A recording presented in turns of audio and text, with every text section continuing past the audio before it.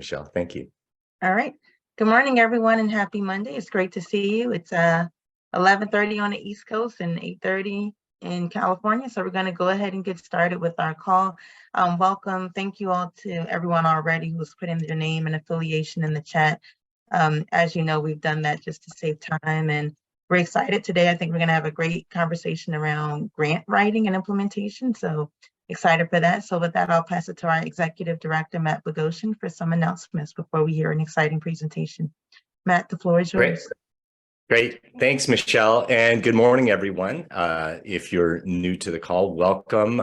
This is the American Manufacturing Communities Collaborative weekly national call of regional stakeholders focused on economic development with a manufacturing theme. We have, longtime leaders from across the country working to strengthen the American project by sharing best practices for sustainable economic development. Plus a lot of BFFs, best friends forever, from federal agencies, from NGOs, and private entities, all working to row in the same direction. As Michelle was saying at the outset, we have this weekly call, and have been doing it for many years, it comes in two general flavors. One is a round robin call where we discuss issues throughout the entire call and have an open space for folks to share cool things that are happening in their region to strengthen the manufacturing ecosystem where they are, and also challenges, which is probably one of the important things, is to share challenges that folks are having so that others around the country can share what they've used to help overcome those barriers. So today's call, like Michelle said, is around is a presentation around how do we attract funding to our regional economic development initiatives, and so super excited about that, because there's no one way to do that, and we need to develop those muscles on doing that in regions around the country, especially with the exciting federal interventions and in some states, state interventions that are trying to strengthen the manufacturing ecosystem. So that's super important. And before we kick that off, I just want to remind everybody, put your name and affiliation in chat. For those folks who haven't made a presentation on a Monday morning, want to invite you all to share what you're doing in your region. Some Monday morning, you can contact me or David Van Sicklen, our project operations director, to schedule that. You also know that we send out a weekly AMCC update, and it's oftentimes, on my little report here on the Monday mornings before a presentation, where I talk about a couple of items on there that are important to highlight. One is the request for information that came from the federal government about the CHIPS and Science Act Tech Hub program. And so we had a briefing on that. We're formulating a response. We have a draft response, and I've asked David to post that in the chat so you can see what AMCC is looking at producing. This is based on inputs from some of you and our work together over the years. So we invite you to take a look at that, offer any other comments that might add value to our response, and also encourage you all from your particular platform, wherever it may be, to chime in on what would make these Tech Hub programs work. If you recall, legislative leaders have said that the Tech Hub program is IMCP, with $10 billion. And so there's the initial tranche of money that has been appropriated to that. And so we need to speak to that. So thanks, David, for putting that in the chat.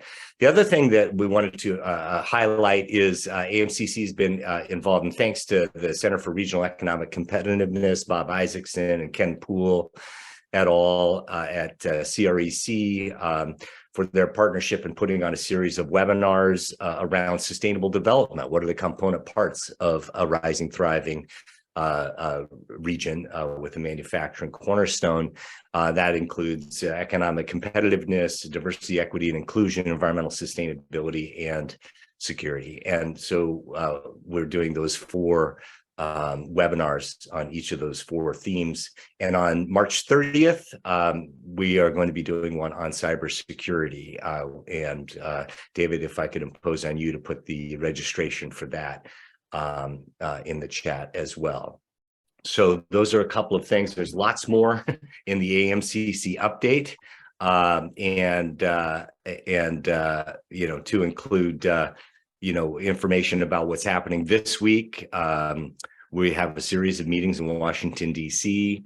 With our other community of practice leaders and much more. So I refer to you the AMCC update that went out on Friday to check out all that important information. And also, I guess one last thing is David had asked last Monday is if you have a newsletter, from your network or whatever, share that with David Van Sicklen, because we're going to try to consolidate, have a one-stop shop for all newsletters that are relevant to strengthening the manufacturing ecosystem in regions around the country or nationally, whatever the case is. So please put your name and affiliation in chat. And we are now going to pivot to our presentation today. And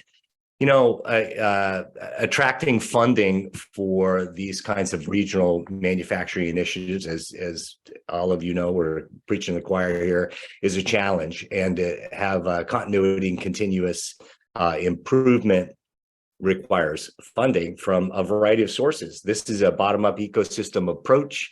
And so finding those funding streams to create, to keep initiatives going is super important. We're lucky enough to have a variety of federal interventions through these regional competitions going on right now. And so we thought it would be good to, impose on our BFFs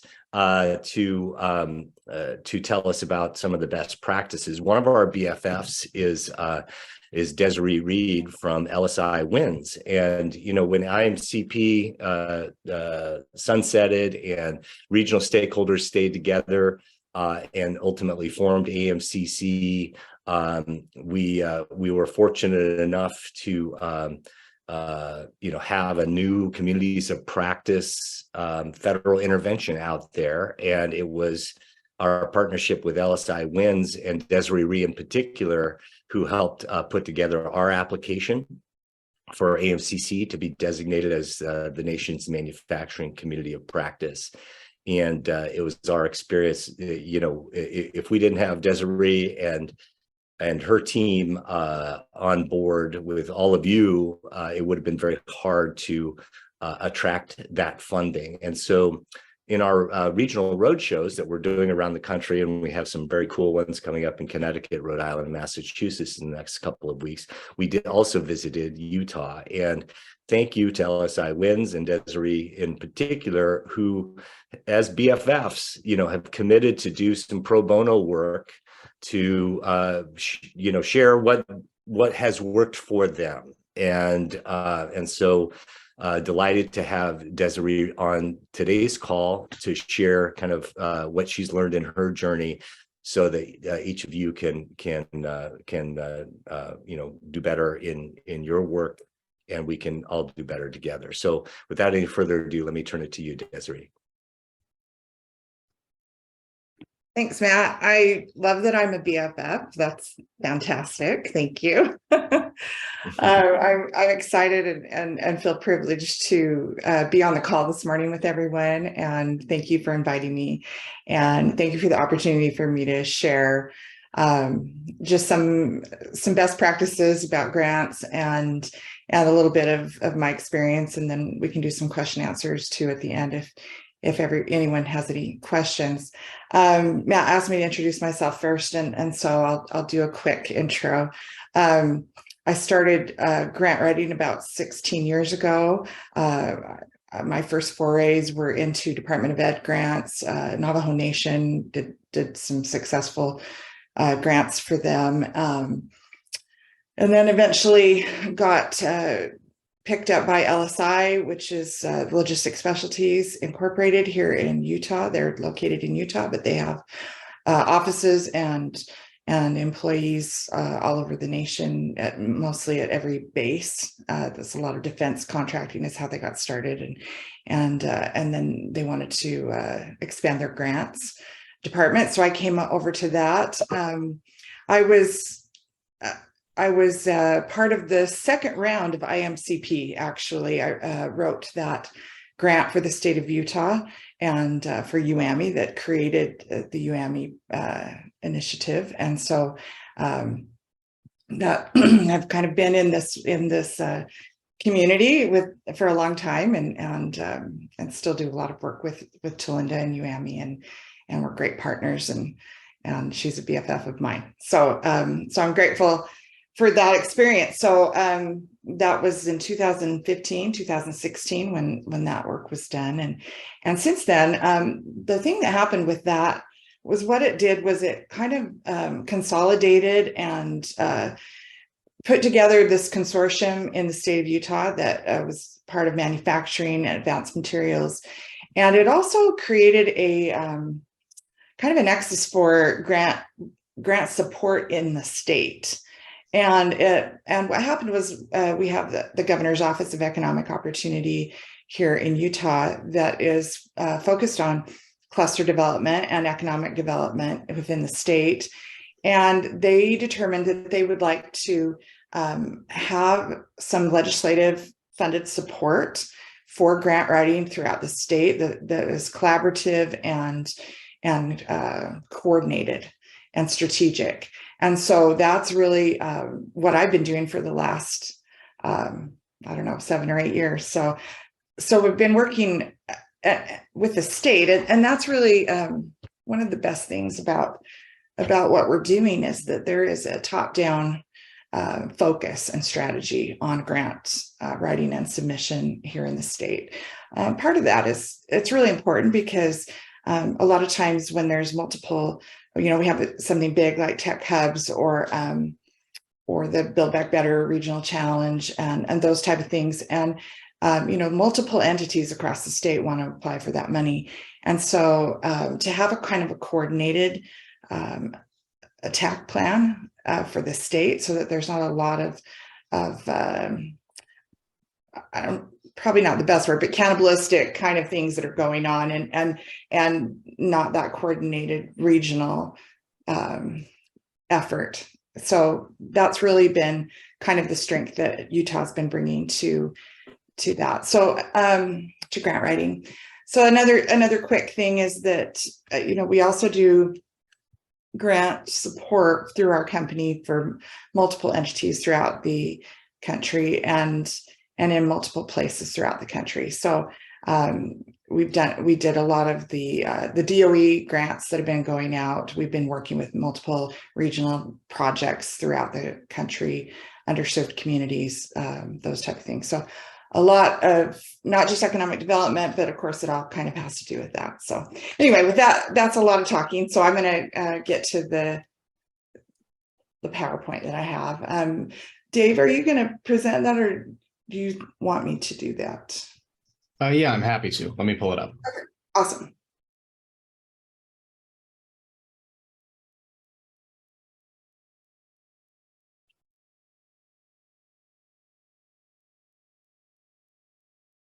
Okay, so that's me. Let's go to the next one. Okay, so having mentioned, I kind of started to talk about this already. Having that grant strategy for your region, for your cluster, for the economic development districts, for those areas that you're working with is very important. That best practices, which I believe has to do with coordination throughout the state. If you're not already working with state level folks, then that's a really great thing to start to do is to make sure you're integrating and engaging with the state that you're in or the multiple states that you're in so that they're aware of what you're doing and even looking at legislative support through states to support the strategy that you have to go after grants. I think it's really important to look at trends. I spend a lot of time with webinars and kind of focusing on the trends that are going on within the federal agencies and the federal community as far as their legislative practices and what things are coming out, what funding's coming out. The next thing I put here is the atmosphere and the appetite. So what is the appetite or the atmosphere within these federal agencies? We are seeing many things that are coming out that have to do with clean energy, with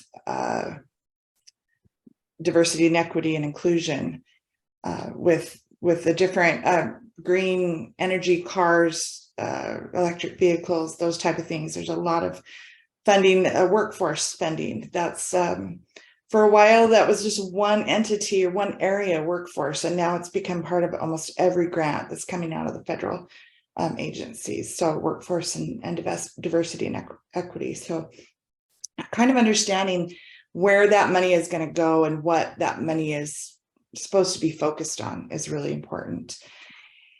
And then predicting future opportunities. So having access and engaging with the federal agencies, which this is a great call, and American AMCC is really great at having that engagement. And so that's really important. And then we already talked about this, is the RFI. Having a response to an RFI is very important because it helps focus and what the federal agency is going to do for funding. And so it's a great way to get some information in that is critical. I'll give an example. It's working with a chips company, and they don't produce their chips with silicone. They produce it with a number of other chemical compounds that I don't understand. But anyway, they wanted to, when the chips RFI came out, they wanted to make sure that the Department of Commerce knew about this other piece that they were doing that didn't have to do with silicon, that there's other ways to manufacture chips that can be done in the United States. So that's just kind of an example. So responding to RFIs is really important. Okay, Dave, thanks.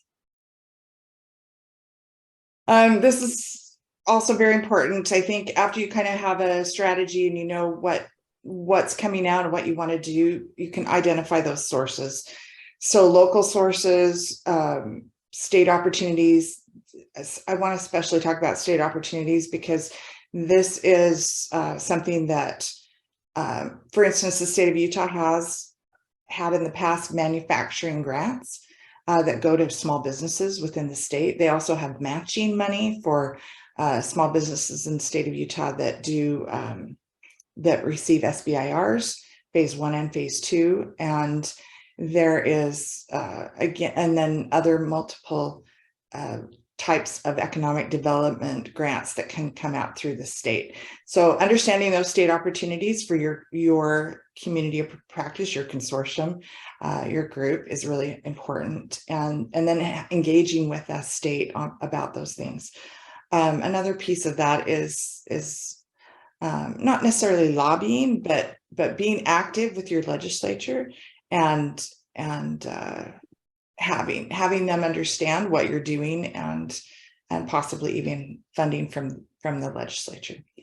Federal funding, kind of talked about this already, but just that understanding what's coming out and then private sourcing is also important, especially when you start looking at equity, workforce, and also Justice 40, anything that has to do with clean energy.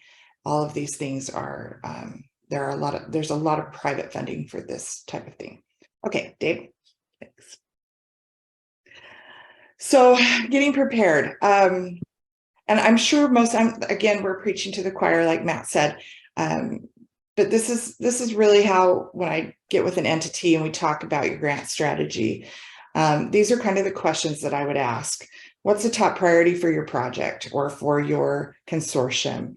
What is your most critical need? A lot of times it takes a little bit to identify that. So I'm going to talk about that in the next slide. What are your immediate concerns this week, this month? So it's important to have a long-term strategy, but it's also important to understand where you're at right now. What are your current capabilities? So we don't want to reinvent the wheel. We don't want to add activities to grants that we are already doing. How do we supplement what you're already doing with funding? What resources do you have? This could be the state, like I was talking about, or AMCC is a resource. What resources are available? How can you make those connections? What outcomes do you seek? And what is your long-term wish list? Dave? So this is kind of a little quad chart matrix thing that I often give to entities. This is I just kind of made it general. If I'm working with a university, it might be more specific to curriculums and things like that. Or if we're working with a state agency, it would be different. If we're working with federal land, public lands, it would be different. So it kind of depends on who I'm working with, but this is the general idea. To identify your priorities. What do you have a mission plan? Do you have a strategic plan? You can do a formal stakeholder inquiry. So having a survey with your stakeholders that are involved with you, an informal survey works, that type of thing. So you can kind of distill down what your priorities are. Then identify your needs. Do you need infrastructure? Do you need equipment? Do you need to develop programmatic activities? Do we need to do research? Do we need to research current impacts? That is a really, I think, critical thing, is having a research focus to know that we are doing best practices. And do we need to affect policy and policy change, whether that's at the state level or the federal level? Then we identify solutions. So this is basically, I would give this quad chart and have you do the top two, and then I would come in and we'd identify how can we find additional funding for what you're doing? How can we leverage your current capabilities, assets, and resources? And then how and who do we build partnerships with? And back to building partnerships, a lot of times these grants come out, most of the time they have a pretty quick turnaround. If you don't already have your partnership in place, as you all probably know, it's very difficult to pull everybody together in a meaningful way that has where you have outcomes and activities, deliverables and metrics that are going to make a great grant application. So having already talked about this in advance and being proactive helps you when these grant opportunities come out to just be ready to pull the trigger and be right there and have your team together. Then you can do this specifically. My team does this, but identifying funding. So coming in and saying, we personally at LSI, we have a research team that peruses a lot of websites, databases, it does some specific research searching. Okay, Dave, let's move to the next one. Desari, can you say a little bit more about that? Yeah, I think there's folks don't have confidence that they can see the landscape of opportunities, because it's not just these federal ones, right? States have opportunities, there's private opportunities. How do you all have confidence, that you have seen, the opportunities that are out there, or do you ever have confidence that you have? Yeah. No, that's a great question, Matt. I think that experience is probably the number one thing that gives confidence.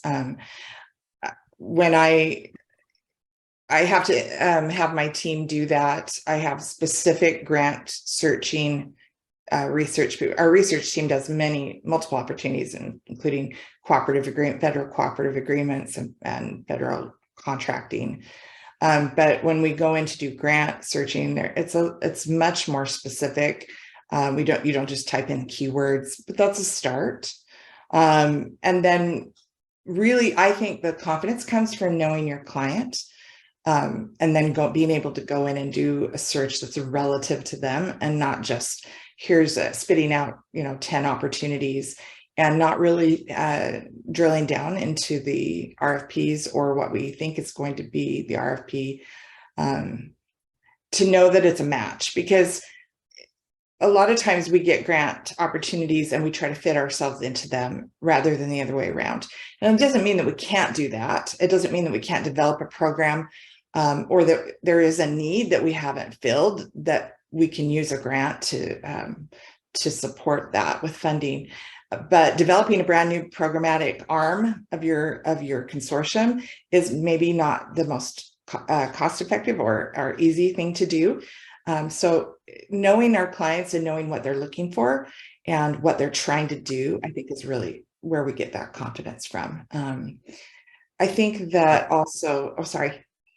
Oh, I was just going to say, we only have a few minutes left because I jumped in there. Okay. I wanted to see if anybody had any burning questions for Desari as you look to wind this up. Yeah. Sorry to interrupt, Desari. Keep you're going, totally Dan. fine. I just want to make sure that people felt comfortable in chiming in. Yeah. Yeah, Dave, let's skip down a couple of, let's go past the grant activities. I feel like you probably already know most of this.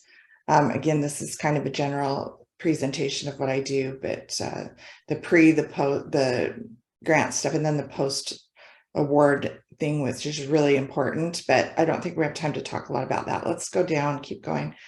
I want to talk just a minute about DEI and DEIA, which is very critical in most grants that are coming out. In fact, we're looking at 10-page plans, 20-page plans, in addition to your project narrative.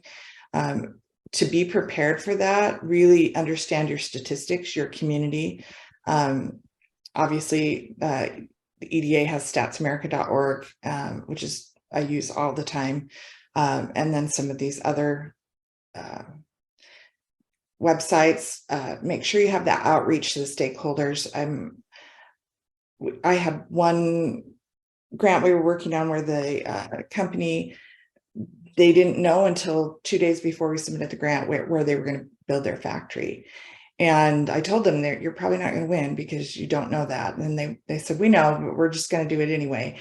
And they didn't, because they wanted to see that community already engagement happening. So that's really important. And Desiree, then, I took the liberty of dropping your email in the chat, and right. And of course, David, has this recorded. This will be posted with the slide presentation too. So I think that was probably the most critical thing I wanted to talk about was at DEIA. So again, if there's any questions, I'd be happy to answer. And yeah, that's great, Desiree. Every state's different, right? You were talking about getting folks to row in the same direction. I see some of our California stakeholders are on. California is trying to, or folks, with whom we are engaged are trying to get the state government to really have a manufacturing, focus. Has the Utah experience, but I know other states are in a variety. We're going to Connecticut. We had a presentation. Paul Lavoie is the state's chief manufacturing officer, right? So every state is in a kind of a different place in their journey to make manufacturing the cornerstone. How can you speak to that? How is that in your experience? How important has that been, and how did that happen? well, it really did start with the IMCP. It started with governors that were very business and private sector focused. I think that it also, when we have a little success, people jump on, and I think that's really important. I think it's important to have a champion.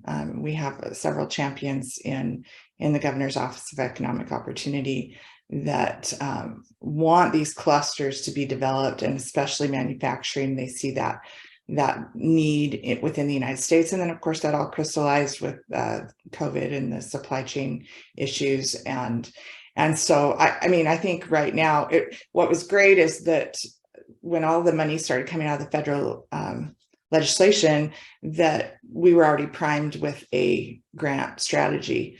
And so going forward, so I think that that's really getting things in front of people that can be your champions, I think is probably the most important thing. Oh, great. Thank you. Desari Reed, LSI, much appreciated. So glad you're a BFF. Thank you for that presentation and your offer, to be in contact with anyone who's looking to strengthen their manufacturing ecosystem. So until next week, we'll see you. Have a good week, and we'll be in touch.